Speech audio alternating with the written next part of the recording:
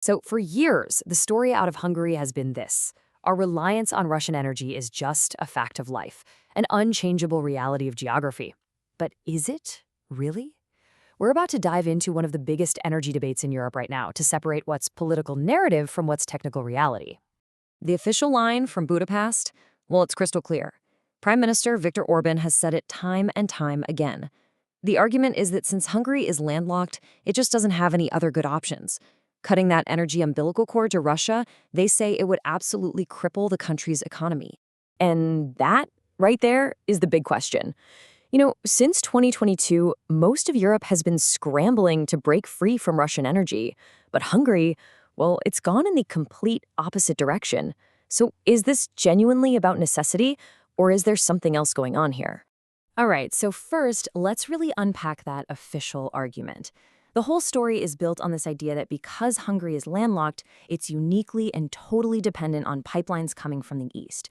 We're talking specifically about that massive one, the Druzhba, or Friendship Pipeline. But here's where things get really weird when you look at the numbers. Instead of trying to find other sources after the invasion of Ukraine, Hungary's dependence has actually gone through the roof. It shot up from an already high 61% to a projected 92%. I mean, just let that number sink in for a second. 92%.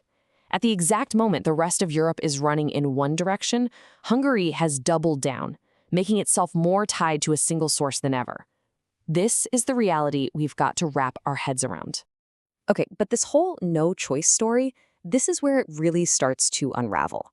Because international critics, we're talking the US, EU officials, they keep pointing to a fully working alternative that's been around for decades. And here it is, the Adria pipeline.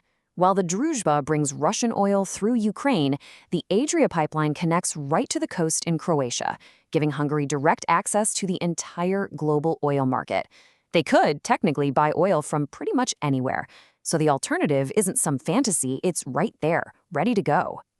So you gotta ask, right? If this major alternative is just sitting there, why on earth isn't it being fully used?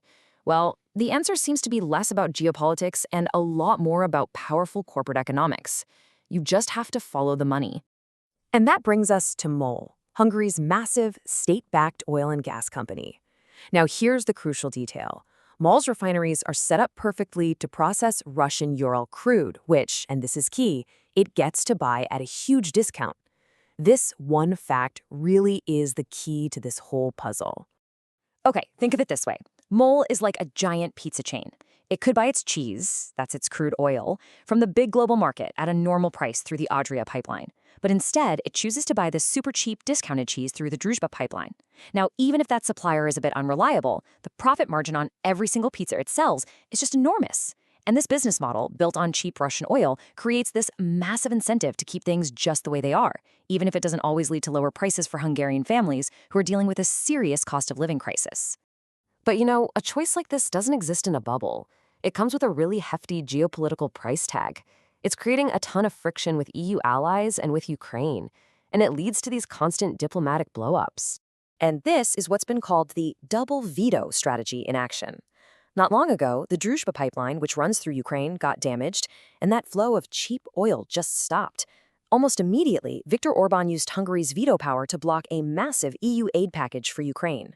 The message couldn't have been clearer, that aid was basically being held hostage until the oil started flowing again. It's a way of turning Hungary's energy dependence into a powerful political weapon inside the EU. All right, so let's just quickly pull all these threads together. The official story is that geography is destiny. But the reality is, the Adria pipeline is a very real alternative. The real driver here seems to be the incredible profit that MOL makes from cheap Russian oil.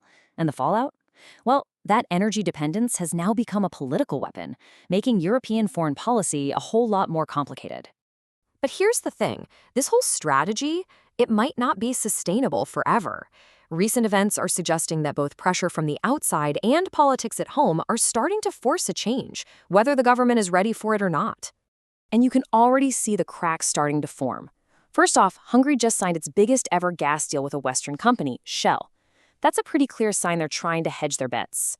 At the same time, a new opposition leader, Peter Major, is gaining a lot of support by connecting this pro-Russia energy policy directly to the cost of living crisis, arguing that the government is putting corporate profits way ahead of its own people's wallets.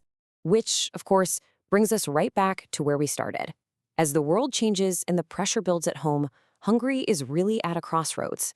It feels like its energy future is being shaped less by its location on a map and a whole lot more by the political and economic choices it's making right now.